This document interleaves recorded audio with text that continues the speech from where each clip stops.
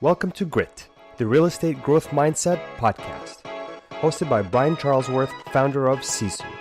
Sisu provides growth automation software for real estate. You'll hear stories from real estate thought and technology leaders, team owners, and brokers on how they grew their business in a rapidly changing industry. You'll learn how to transform your brokerage and teams into a high-performing and analytics-driven business so you have a new, durable, competitive advantage against disruption in your market. So let's get right into it. All right. Hello, everyone, and welcome back to the Grit podcast. I'm Brian Charlesworth. I'm the founder of Sisu and your host of the show. And today I have a special guest with me, Brindley Tucker. I have been wanting to have Brindley on the show for quite some time now. Brindley, I was actually introduced to by Ricky Kane. We were just talking about that. Ricky Kane is one of our customers. He's a KW team leader, runs a phenomenal business. And I think, Brindley, you were his ops coach. Are you still his ops coach? Yeah, so I'm still his ops coach. So I have the honor and privilege of coaching his entire operations team. Okay. So anyway, Ricky introduced me to Brindley. Since then, I actually learned a lot from Brindley. Before a year ago, we rolled out our transaction management. And before I did that, I got to pick Brindley's brain for about an hour and really learn what we needed to do in that platform, because she's been coaching teams on that forever. She's used all the top systems as far as transaction management goes. And so anyway, Brindley, I thank you for helping us get to the level we're at today. But Brindley's background goes back to, I think you were a KW agent and then a KW Maps coach. Is that right? Well, actually, it goes a little bit further back than that. I decided in 2011 that I wanted to get into real estate. And I had worked in the financial sector, sold country club memberships, and everything that I had kind of done, I learned by being an assistant. So, which I kind of view that role in some organizations as kind of an apprenticeship, right? Learning the role before you do it. And so I decided I wanted to go into real estate, but didn't want to dump a bunch of money into real estate, and applied to be a real estate assistant and was hired by a Keller-Williams market center to be what was called a director of agent services. And that was November of 2011. Went through some massive personal challenges and journey, and we can certainly dive into that if you'd like, and had to make some pretty big life decisions. And because of those life decisions, started a TC company, so a transaction management company, in 2012. So I went from just myself to about 2,000 real estate transactions a year in about 3 years. And then that's when Maps coaching with Keller-Williams came and tapped on my shoulder and said, "We'd like you to come coach for us and teach other people how to do this." Okay, great. So let's continue down the journey, and then we'll hit rewind and back up to the beginning. So from Maps coaching, you then started another business. So I sold the TC business to my employees at the time and started going, because I kind of had this vision of, well, we can teach people how to do TC, but if we don't have the people, we don't have anybody to train and teach. And so I started a recruiting and training company called Your Realty Leverage, which still exists today. And I ran that company while I was partnered with Maps, helping to build out their director of operations coaching program. And then ended up coming back into my business 2 years ago. And my vision has always been to offer every piece of leverage that an agent or a brokerage would need. Everything from recruiting to training to transaction management to listing management, marketing, database, coaching, consulting, all of it, but from the operations side of the business. And so that's where we are today. That's awesome. So I was telling Brindley before we went live today that she and I have the exact same vision. The difference is she's taken the approach of, I'm going to work hand in hand with people and train them on how to do this. And my approach was, I'm going to provide all the tools to do this. So anyway, it's fun to talk to people who are like-minded and can actually give me ideas to share, to take my vision to the next level. So Brindley, let's back up a little bit. You talked about these personal challenges, and the name of this podcast is Grit, because I think everybody has challenges in life. It's so easy for us to look at people who are, who their lives are elevated. And, they may be going through extreme challenges at that point and they just don't show it. But everyone's gone through kind of these these ups and downs. And I think everyone's had this low where their life was like, okay, this is not where I want to be. And that drives people to take their lives to this level. So I'd love to hear your story about that, and love to have you share that and just see how you went from here to where you are today. Yeah. And I think, it's so important. I always say, check on your strong friends, right? Because the people that are often on the outside the strongest, it doesn't necessarily mean that they're the strongest on the inside. And I was that way for a long, long time. And I came into the Keller-Williams organization in November of 2011. And I was in one of the darkest times of my life. I had lived in Manhattan. I had gone to school in Texas. I had had all these massive opportunities presented to me. And I was 32. I was back home in my hometown in a relationship with a man that I didn't necessarily love. It was very much a business relationship. He made sure the bills were paid, and I made sure he was clothed and fed. And I was just really unhappy. And at that time, I was filling this God-sized hole of not wanting to feel and not wanting to really face where I was in my life and everything that I had really kind of lost and really screwed up my life. And so I was drinking a lot to numb the pain. And when I started working for Keller, it was pretty bad. I would go to their annual conference the following February called Family Reunion. And all I heard at that conference was God, family, and business. And everyone was so happy. And everybody was the culture was just so filled with contribution and opportunity. And there was I walked into that and I was like, this is what's missing. This is what I'm filling that God-sized hole with alcohol. And what I need to be filling it with is God, family, and business. Mm-hmm. And I came home from that conference. And at that point, I was in a pretty dark place. I was drinking daily for sure. And some mornings I was drinking just to be able to function, to get through the day. And I remember coming back from that conference and saying, I don't want to live, but I don't want to die. And God, I don't know how to get out of this. I don't know how to get out of the situation that I'm in. And I believe that he whispers, and then he speaks, and then he yells, and then he roars.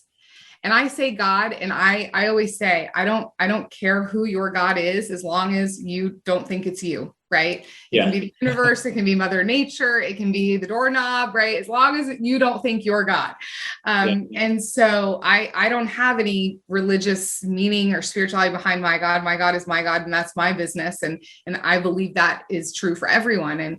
And so I had the whispers, I had the yells, and my roar came Memorial Day weekend of 2012. And I was drinking a copious amount of alcohol at a friend's house and decided to drive in the middle of a blackout. And on the way home, I made a U-turn in front of a motorcycle. And for 2 days, I thought he was dead. And I thought I was going to prison for a really long time. And I still, because I will never forget it, I can't forget it. I will never forget that morning of sitting on the couch and calling the police station when I got out of jail and to find out where my car was. And they said it was being held in investigation of a vehicular homicide. And I remember hanging up the phone and looking at my mom and saying, what am I going to do if I killed someone? And my entire life changed that day. By the grace of God, he did not die. Yet there were a lot of consequences that would be coming down the pipe for me. And I haven't had a drink since that day.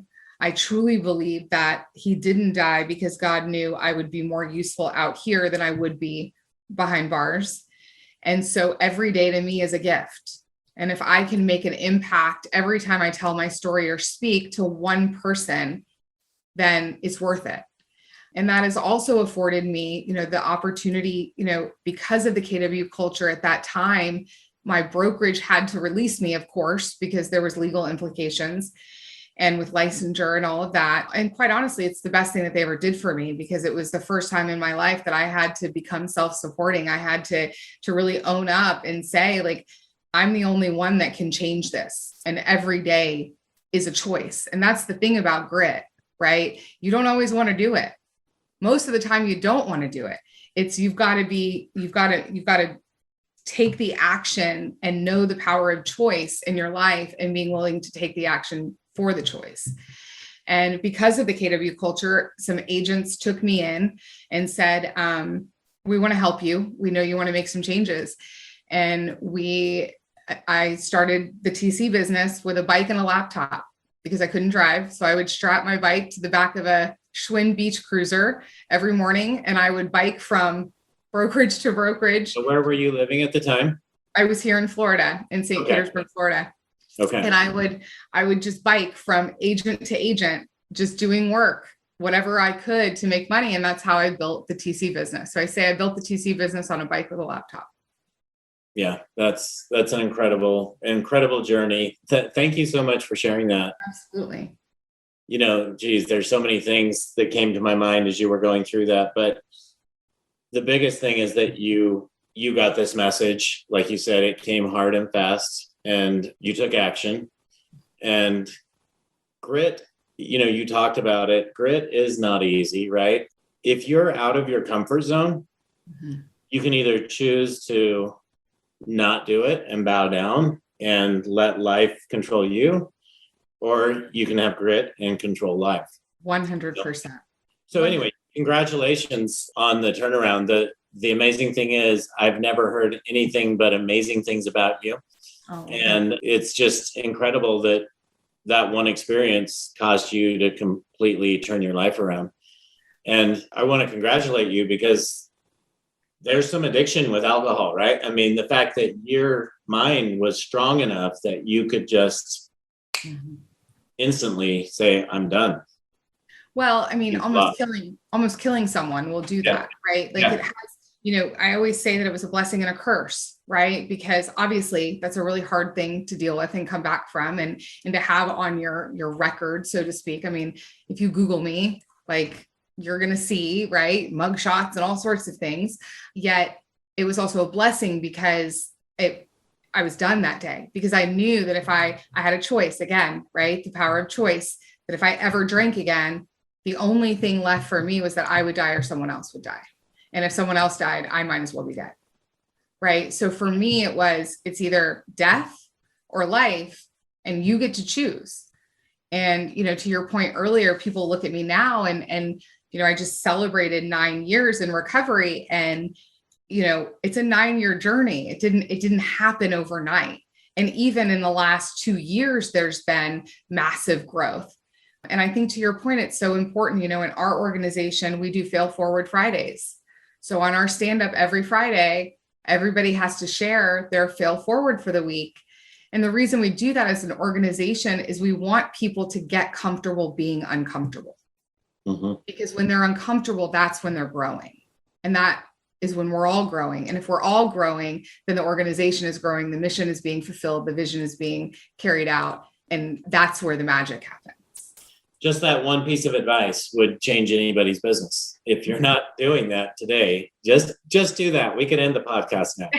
Just that one thing. Yeah, that's great. So now you're this super well-respected, coach in the industry. And I want you to start over with what exactly are you doing today? Like what are all the pieces of, if I'm running a real estate business, what are all the pieces of the business that you can help me with? Yeah. So leverage is my word. I am the queen of leverage. Everyone will tell you that. I leverage everything in my life, and I believe that everybody should leverage everything in their life. The true definition of leverage is to use something to maximum advantage. And I say the definition of leverage is to use everything to maximum advantage. And so what happens is that, especially in the real estate industry, is we have salespeople that come in that are really great realtors, yet they're not really great business owners and leaders. And we all know, Brian, you know this, just being a fellow entrepreneur and business owner, that you cannot go to the next level without people. You cannot go to the next level without leverage, without systems, tools, models, people. And so our company and what I've built and what I've always wanted is those realtors that don't know what to do, where to go next, how to succeed through others, have a place that they can come and say, I need help. What type of help do I need?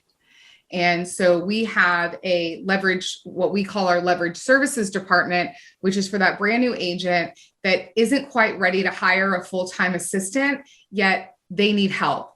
And that's where we offer transaction management, listing management, database management, marketing. So that's kind of here's somewhere you can come a la carte, pay as you go, while you're getting ready to hire your first assistant. Okay. And then we will go hire the first assistant, right? Leverage the process. The agent is still very much involved because this is going to be your partner. This is the person you're running with, right? In your business. We will train that person because most salespeople, most entrepreneurs are not great trainers, and that's okay. You shouldn't have to do it. Real estate agents should be doing 5 things: lead generation, lead follow-up, going on appointments, negotiating contracts, and scripts and role play. And those are the only 5 things they should be doing from the day they enter the industry and the day they're licensed. Can you repeat those 5 things? I just think it's important that everyone understand that, because I want you all, while she repeats these 5 things, to say, am I doing anything outside of that? So lead generation, lead follow-up, going on appointments, negotiating contracts, and scripts and role play. Because those are the only 5 things that actually make you money. Yep. And how many agents are out there, Brindley, that never do script and role play? Right. I would say maybe you're going on 2 appointments a month instead of an appointment every day, 100%. because they're focused on all the wrong things. Yeah. Well, and and I understand in defense, like not everybody wants to be rejected for 3 hours a day on lead gen. Not everybody wants to hear no 50 times. And so we can justify that, well, I'm working on my paperwork, or I'm scheduling inspections. And so I'm being productive, but don't mistake busyness for business, right? It's about focusing on the right things at the right time and focusing on that 20% that's going to create 80% of your results. And then leveraging everything else to someone else that will do it for less than what you want your hourly rate to be. And that's the thing that shocks me the most, Brian, is that most agents don't know what their hourly rate is. Mm-hmm. And so if you're a solo agent, you're making $500 an hour. Why would you take an hour or 2 or 3 of your day when you could be paying a VA $3 an hour, right? to do this exact same thing. If you're doing work that shouldn't be your focus, if it's not one of those 5 things, you should hire someone out to do it, right? And that holds true. My wife is the one that taught me this, because when I got married, Spring and I got married about 6.5 years ago. And, at the time I mowed my own lawn. I was like, I enjoy mowing the lawn. It's time for me to get out and get fresh air. And the reality is, it's not where I should be spending my time. I don't do that anymore. Right. I'll tell you a funny story about that. And, judge me all you would like, listeners. So I was raised by a single mom. I'm an only child. My mother's entire life has revolved around me. I've been the center of her universe since the day I was born. Understandable, right? Single mom, only child.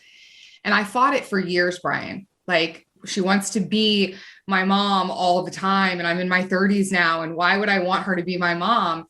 And I was at a conference with Ben Kinney, and he stood on stage and he said, I don't even put gas in my own car anymore, because the amount of time that it takes me to put gas in my car, I could be building my next company or hiring my next person. And then he told a story, or I don't know if he told it, but there's a story about Warren Buffett. And Warren Buffett goes to the same McDonald's in Omaha, Nebraska every single morning. And when he gets in his car, he doesn't know what he's going to have for breakfast. There's a cup sitting in his car, and his wife puts a certain amount of money in that cup every morning. And whatever's in that cup is how Warren decides what he's going to have for breakfast. So if it's $2.75, he gets a black coffee and a hash brown, right? I mean, that's a man who has literally leveraged every minute of his life that he can. And so I said, you know what, Bryn? She loves being your mom. Why don't you just pay her to be your mom? And so she's now my personal assistant and I pay her to be my mom. She takes out my trash. She does my laundry. She coordinates the service on my car. And it gives her joy. Yeah. She actually loves being my mom. And then I don't feel guilty because I'm compensating her for it. It also means it's on my terms, right? Today, not hers. But so many times our egos will prevent us from doing that. Well, if I do it, it's free. Well, no, all that tells me is that you don't know your worth. Mm-hmm. You don't know the value of your time. That's right. Yeah. So that's such great advice, and know your worth, right? I mean, if you don't know that today, go figure it out. Are you making $100 an hour, 500, 1,000? Many of these team owners in the industry today are making over $1,000 an hour, like paid way better than any doctor out there. What are they doing with their time, right? How are they leveraging that?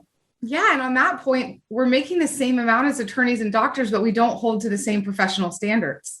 Yeah. We answer the phone at 9:00 at night.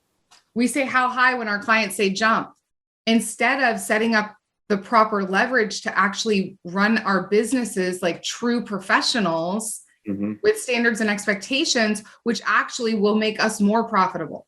Yeah. So anyway, I asked you to repeat those 5 things, which threw you off the course you were going down, Brindley. So my apologies for that. Do you want to continue down that journey? So the only thing that you should be doing are those 5 things, and then you were going to continue. And then leveraging everything else. And then when you're ready for that full-time hire, because at some point, if you're using an independent transaction coordinator or some type of a la carte services, it will come to a point where you'll be paying out more than it would be to have someone in-house to do it. And your business and your P&L, your profit and loss, which you need to have, right, will show you when that breaking point is. And that's when we come in and say, okay, it's time to hire. And you still need to stay focused on those 5 things. So we're going to leverage your time to go source candidates, interview them, find them, and then you're going to select the one that you want. And then we're going to, because you need to stay focused on those 5 things, we're going to train them in partnership with you for their first 90 days. And then because you need to stay focused on those 5 things and leadership, right? That's the final piece, is that leadership requires mastery, just like everything else. And a lot of agents have never led.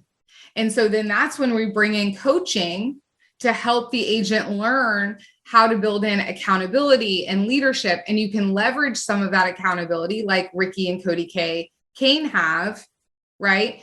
So that they can focus on production. They've brought me in as a coach to say, okay, you're going to help keep our ops people on track because number 1, you communicate that way and think that way. Number 2, you can hold them accountable. And number 3, they feel like they have an advocate outside of the organization and that they're being invested in, which is a value add to make them want to stay, which will help increase retention. Yeah, and so, and all of those pieces allow, again, the business owner to focus on the things that actually make them money and do more of that. If you've been enjoying Grit, please help us continue to grow the channel by leaving a 5-star review and sharing it with a friend. Now back to Grit. Yeah, it seems like most team owners, their goal is to no longer sell a house.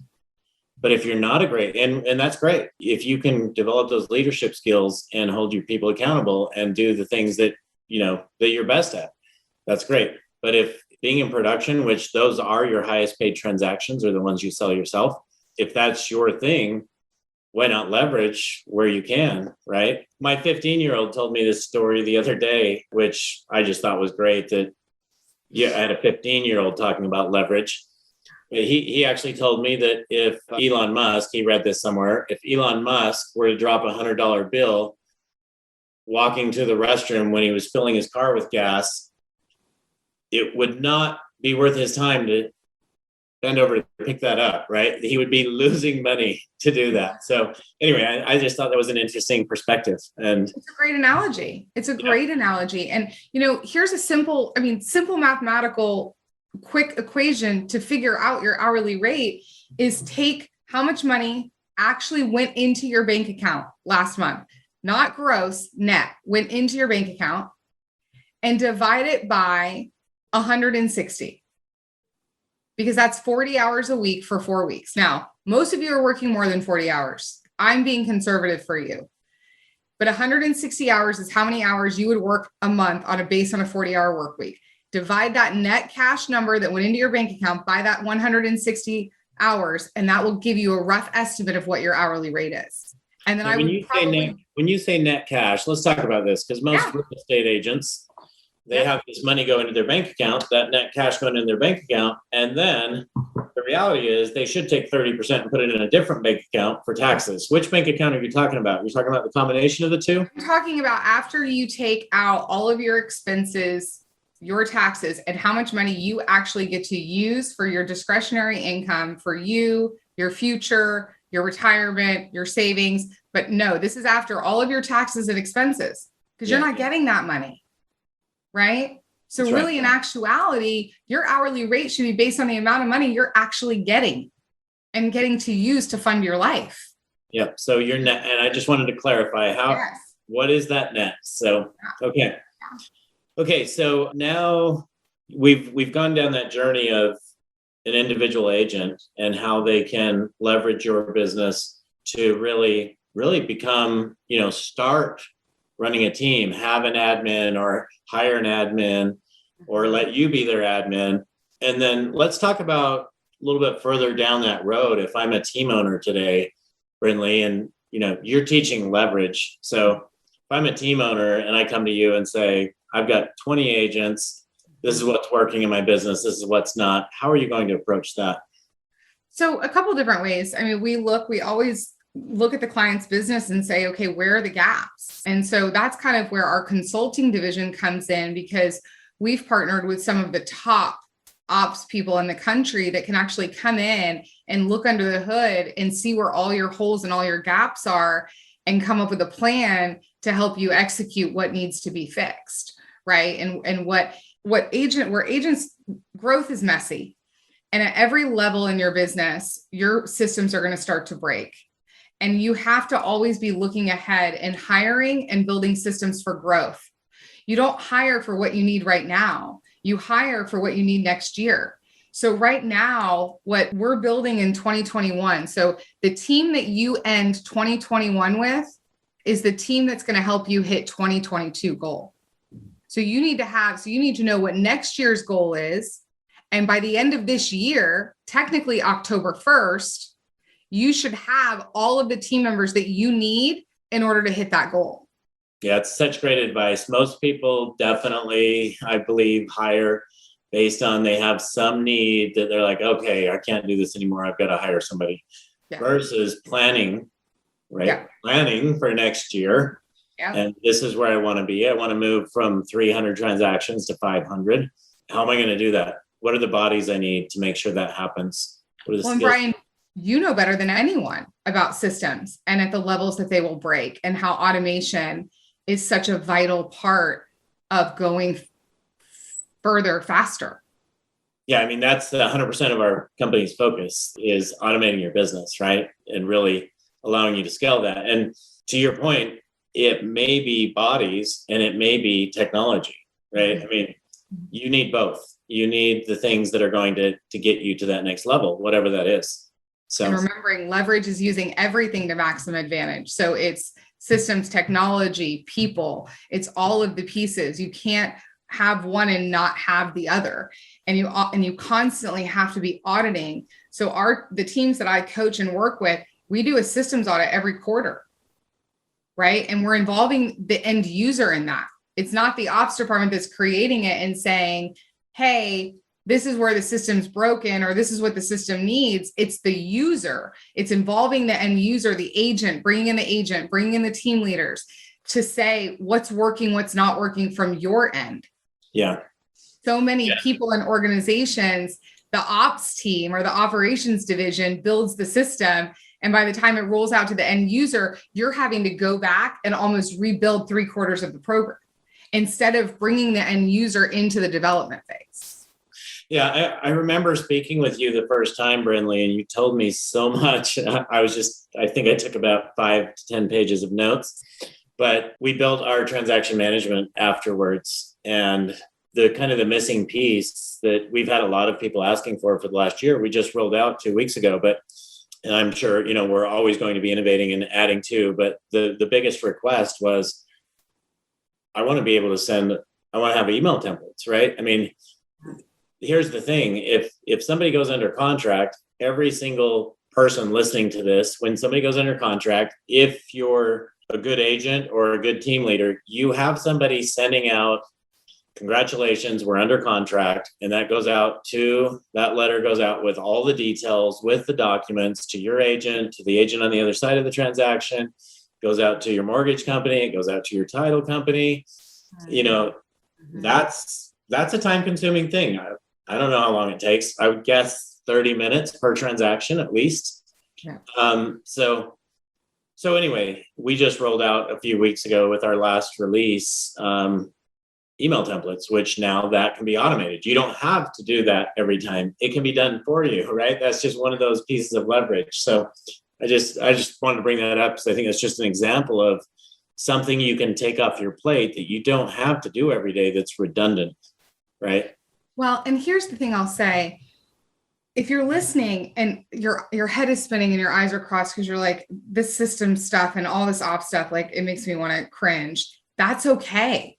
Go find your person that it doesn't make cringe. Go find your partner that can run your ops, that will do all of this for you at a really high level. It's knowing what your strengths are, but more importantly, what your strengths are not, and then going out and finding the who to make up for what your strengths are not. And we do something on your point, Brian, where it's called task tracking. And trust me, I'm everyone's best friend and favorite person when I ask them to do this. But for 1 week, everyone in the organization has a spreadsheet and they track everything they do and how long it takes. So it's a spreadsheet they have pulled up in the background. And as they do something, right, worked on took 123 Main Street live, took me 3 hours. By the end of the week, we're able to go through and see where everyone's time is going, but more importantly, how much it's costing us based on their hourly rate. Mm-hmm. Or jumped on Facebook, thought I'd be there for 5 minutes to make a post. And instead I ended up scrolling for an hour. Exactly. And then we're able to say, okay, you've got your, $20 an hour admin doing something that a $5 an hour VA could be doing. So you just made $15 an hour. Which adds up if you look at every day of the week and the year. Do the math. Yeah. So to your point there, I think most salespeople, most real estate team leaders, I would say they're probably visionaries, right? 100%. The book Rocket Fuel. Most are visionaries. Go find your integrator, right? Yeah. Go find that person who's going to be by your side to make sure everything happens. I have one of those. I am a visionary. I have somebody that, Frank Felice, he's my integrator. He makes sure everything happens within CSU on the operational side that needs to happen. So anyway, it's vital you find that person. And it is. And as you scale, we were talking about teams. It's important that you have that person for each division of your company. So I have integrators. I have an integrator in our recruiting division. I have an integrator in our training division. I have an integrator in our coaching division. I have an integrator in our leverage services division. And then I have my ops integrator that helps me she's the glue that holds all the divisions together. So truly, all I'm doing is coaching, leading, and casting vision and looking at each department and going, where are we going next? Where are we going next? Where are we going next? And then communicating that to them and us coming up with a plan together on what do we need, systems, technology, people to get us to that next level. Right. Well, if I was a listener and a realtor, real estate team leader, I would definitely be calling you right now. So tell us a little bit more about maybe how many people are you working with? What's your capacity? And then how do people best get a hold of you? Yeah, so we actually are very fortunate that we're at one of those places where we have hired for growth. So we don't really have capacity issues at this time. We don't have to take anyone away. We do have some wait lists in our coaching division because we want to always keep integrity and make sure that we have the best coaches in the industry. We're always looking for coaches. So if you have an amazing ops director or VP of ops or an EA that you think you would like to offer some opportunity to, they will not leave your team. Don't worry. This is an addition to what we find is that people that are coaching actually become better at their role, right? It's an integrity piece. When you're coaching someone else to do it, you better show up and do it the right way. It's called growth, right? It's called growth. It's called growth. And it also gives you the opportunity to give them a little bit of an extra income. So a lot of our rainmakers that we're partnering with are allowing their ops folks to coach with us. You can reach us. We're Your Realty Leverage, Your Realty Leverage. So you can go to yourrealtyleverage.com, yourrealtyleverage.com. You can also look me up and follow me. I'm Brindley, Brindley, Brindley,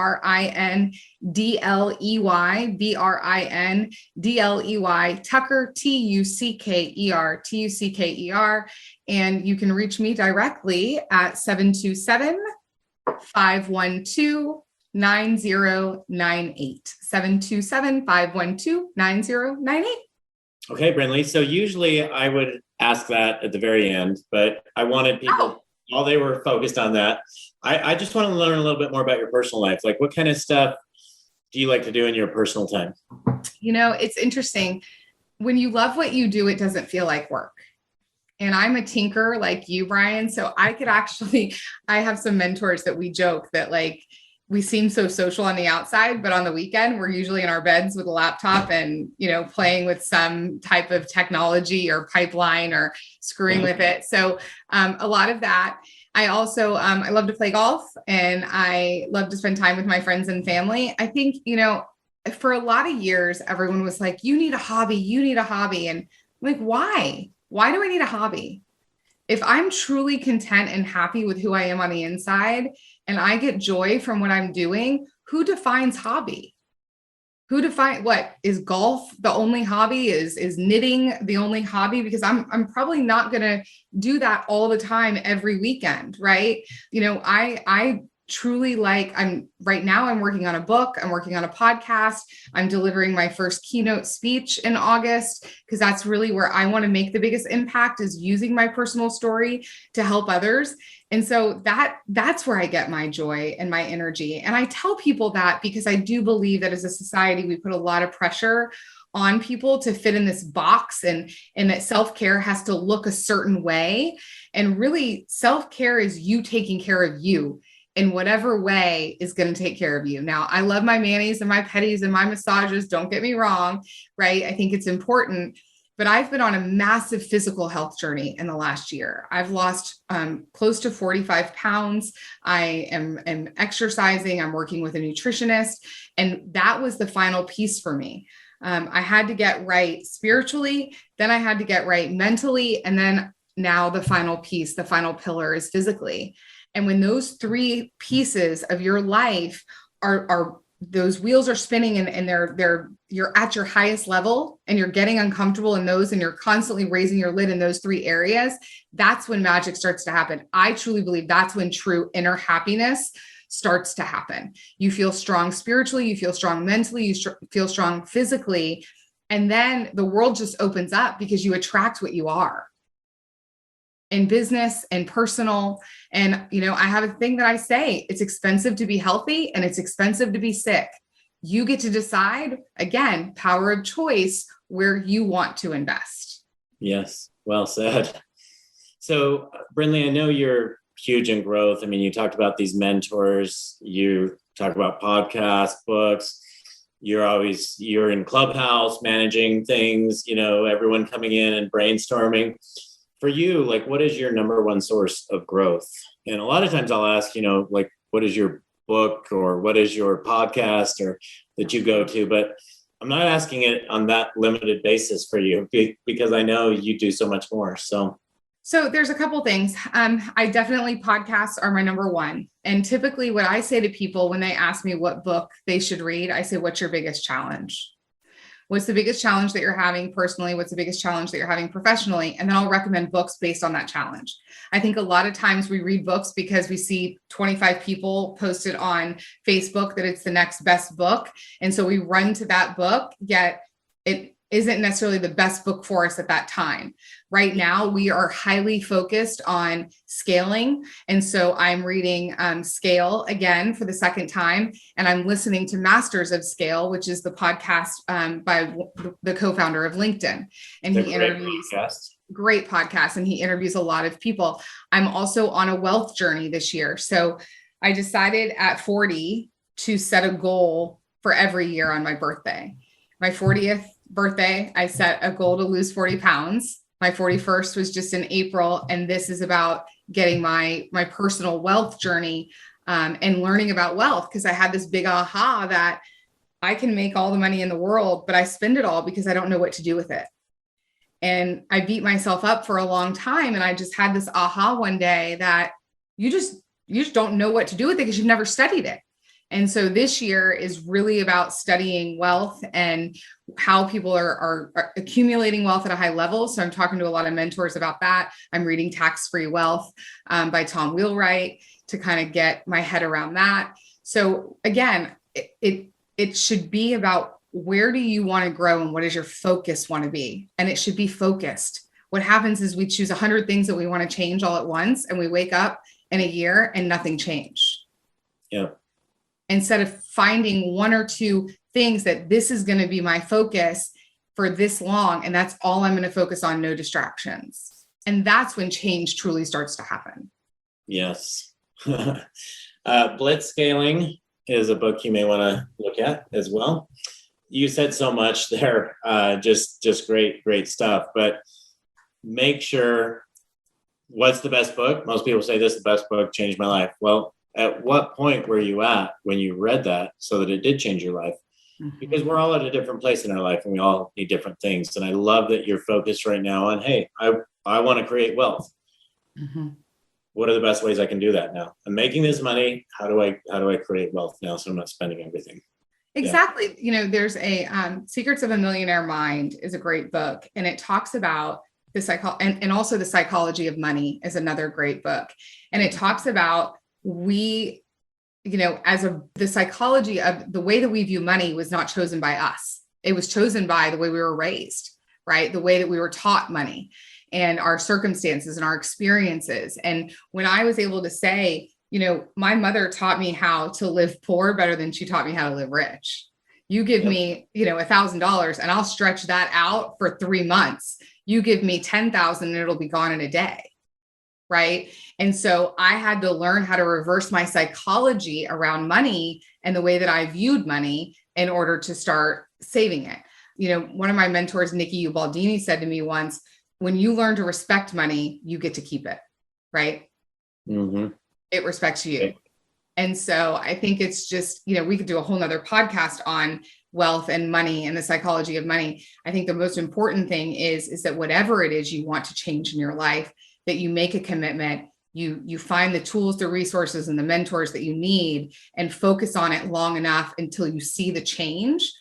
And then the last thing I would say about books is if you read a book and you're 2 chapters in and you're like, I'm not feeling this, put it down, put it on a shelf, save it for later.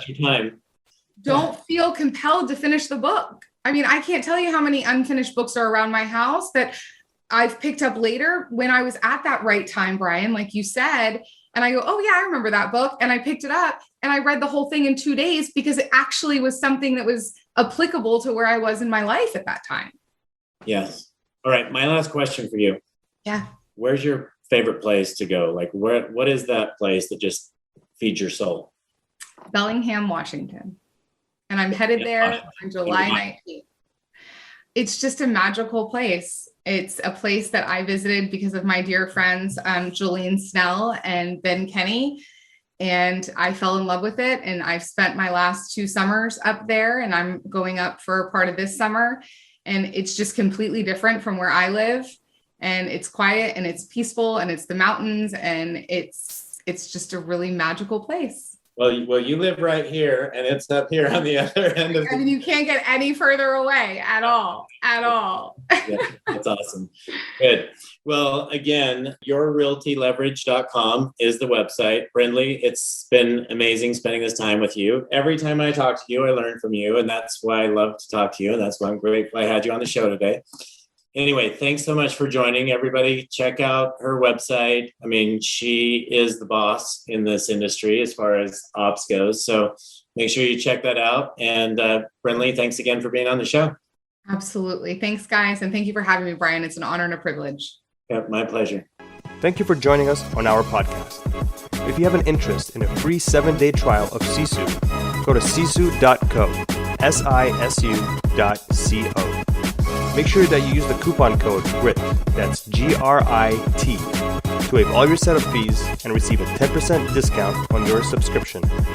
If you enjoyed listening to this podcast and want to subscribe, search GRIT, the Real Estate Growth Mindset, on iTunes, Spotify, or Podbean. And with that, we'll catch you next time. Take care.